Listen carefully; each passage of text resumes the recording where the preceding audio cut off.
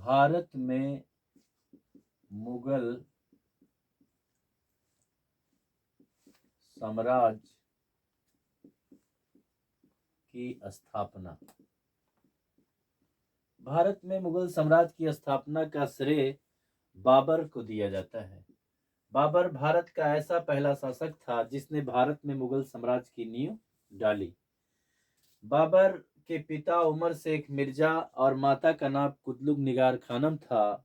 वह फरगना के रहने वाले थे। फरगना के छोटी सी रियासत के मालिक थे और बाबर के पिता उमर शेख मिर्जा की मौत कबूतर उड़ाते समय छत पे उड़ा रहे थे और देख न सके, पीछे गए और जाते रहे और छत से गिरकर उनकी मौत हो गई।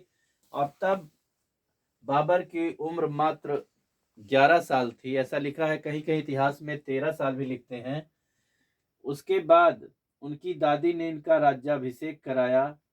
छोटे से राज्य फरगना से, चूंकि बाबर का नाम तब बाबर नहीं था, इसका नाम था जहीरुद्दीन, जहीर के नाम से बुलाते थे। फरगना के समीप में जितने भी छोटे छोटे कस्बे थे उन पे कब्जा करना चाहता था बाबर, अपने क्षेत्र की सीमा को बढ़ाना चाहता था। इसलिए उसने उसको बढ़ाकर और ज्यादा बढ़ा लिया। जब बढ़ाया तो इन सब लोगों ने मिलकर फरगना के पड़ोसी जो थे कस्बे के, उन लोगों ने एक मीटिंग की और मीटिंग में ये तय किया कि हम बाबर को मीन्स जहीरुद्दीन को किस तरीके से हराए। चूंकि उच्च कोटि और महत्वाकांक्षी व्यक्ति था, उसे कलम और तलवार का सिपाही भी कहा जाता है। तो बाबर को मीन्स जहीर, तब इसका नाम है, जहीरुद्दीन को फरगना के समीपवर्ती जो कस्बे के लोग थे उन लोगों ने इनको हटाकर भेज दिया और इसे 5 साल तक निर्वासित जीवन यापन करना पड़ा। 5 साल निर्वासित जीवन यापन करना पड़ा, निर्वासित जीवन यापन करना पड़ा। 5 साल निर्वासित जीवन व्यतीत करते हुए ये पूरी सेना सहित, चूंकि बड़ी पहाड़ियां थी उज्बेकिस्तान में, काबुल कंधार जहां पे फरगना राज्य स्थित है, हुआ क्या, अब वहां पर इसने सेना का संरक्षण किया और एक बार ये जो है वहां एक शेर को मारा, और चितकबरा शेर, जिसके नाम से इसके सैनिकों ने इसको शेर बबर कहा। और फिर भारत में पंजाब के गवर्नर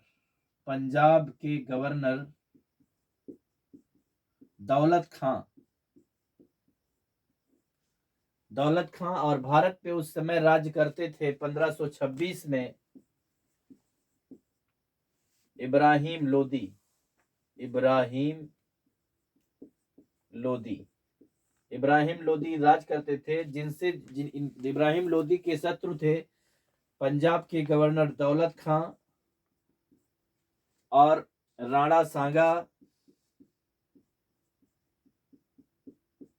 इन लोगों ने बाबर को आमंत्रित किया भारत में आने के लिए और 1526 ईस्वी को बाबर भारत आया और पानीपत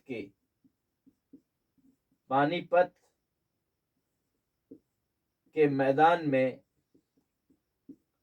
1526 में युद्ध हुआ। पानीपत के मैदान में 1526 में जब युद्ध हुआ, युद्ध की रणनीति बनाई। बाबर की सेना में तोपें थी। बाबर और इब्राहिम लोदी की सेना आमने सामने जब हुई, ये बाबर की सेना सपोज दैट इधर पर है और इब्राहिम लोदी की सेना इधर है, तो बाबर की सेना में मात्र 25,000 सैनिक थे, ऐसा लिखता है, और इधर 1,20,000 सेना थी इब्राहिम लोदी के पास। दोनों में युद्ध हुआ।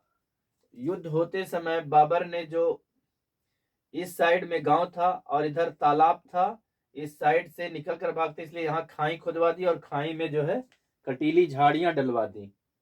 और यहाँ पे तोप को उसने लोहे से नहीं बंधवाया, बल्कि उसने तांबे से नहीं बंधवाया, उसने चमड़े से बंधवाया। इसलिए कि जिससे तलवार से लड़ाई हुआ करती थी उस जमाने में, क्योंकि मॉडर्निटी नहीं थी, तलवार मारते तो चमड़ा जो है पिघल जाता था और चमड़े पे तलवार काम नहीं करती थी। और इसके पीछे उसने पिलर खड़े करवाए और उसके पिलर के पीछे एक एक बंदूकधारी, और बाबर यहाँ रिजर्व में अकेले सैनिकों के साथ था। और इधर इब्राहिम लोदी की सेना में इब्राहिम लोदी की सेना में सबसे पहले इब्राहिम लोदी, फिर उनके महान सैनिक और पूरी सेना।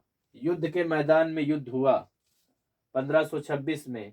एक बार तो ऐसे लगा कि बाबर हार जाएगा, लेकिन बाबर जब देखा कि हम हार जाएंगे तो उसने अपने सैनिकों को जोशीले भाषण दिए और कहा कि यदि तुम भागोगे युद्ध स्थल से, कुत्तों की तरह मार दिए जाओगे। अगर हम जीतेंगे तो इस धरती पर भोग करेंगे। फिर 1526 में जब इब्राहिम लोदी मारे गए तो पूरी सेना में भगदड़ मच गई। चूंकि तोपें थी, तोपों की आवाज के सामने इनके हाथी रुक ना सके, और इस तरीके से 1526 ईस्वी में बाबर ने मुगल साम्राज्य की स्थापना कर दी। मुगल साम्राज्य की स्थापना कर दी। मुगल साम्राज्य की स्थापना करने के बाद 1527 ईस्वी में राणा सांगा से खानवा का युद्ध हुआ। खानवा के युद्ध में 1527 में, चूंकि पहले राणा सांगा और दौलत खान ने इसको आमंत्रित किया, बुलाया, न्योता दिया कि हम इब्राहिम लोदी से रुष्ट हैं, आप आए। आने के बाद ये लोग जानते थे कि बाबर छोड़कर चला जाएगा हिंदुस्तान, लेकिन उसने छोड़ा नहीं। खानवा के युद्ध में जो है राणा सांगा को पराजित करता है। खानवा के युद्ध के बाद बाबर जो है गाजी की उपाधि धारण करता है। गाजी की उपाधि धारण करता है। खानवा के युद्ध के बाद चंदेरी के युद्ध 1528 ईस्वी में चंदेरी के युद्ध में भी विन करता है। उसके बाद घाघरा का युद्ध, 4 महान युद्ध ये लड़ा। खानवा का युद्ध, चंदेरी का युद्ध, घाघरा का युद्ध। 1526 में जो है पानीपत का युद्ध इतिहास में बहुत मशहूर है। 1527 में खानवा राणा सांगा को हराया। चंदेरी का युद्ध और घाघरा के युद्ध में विजय प्राप्त किया। और इन सब को जीतने के बाद वो अपने देश जब फरगना राज्य में काबुल में गया तो उसने जो वहां पर सोने के सिक्के बांटे, जिसके कारण बाबर को कलंदर की उपाधि से नवाजा गया। उसे कलम और तलवार का सिपाही भी कहा जाता है।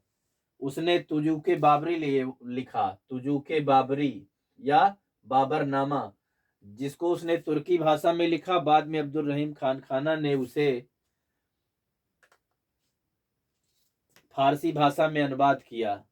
तुर्की और फारसी भाषा का महान ज्ञाता भी था। इस प्रकार हम बाबर को देखते हैं कि एक महान सम्राट के रूप में। लिखता है कि वो किले की दीवार पर 2 लोगों को अपने बाजू में रखकर दौड़ सकता था। इस प्रकार हम बाबर को देखते हैं कि उसने अपने पिता की मृत्यु के बाद मार 11 साल की उम्र में गद्दी पर बैठता है और एक विशाल साम्राज्य को स्थापित करता है, और भारत में जितने भी युद्ध लड़े सब में जो है सफलता प्राप्त की।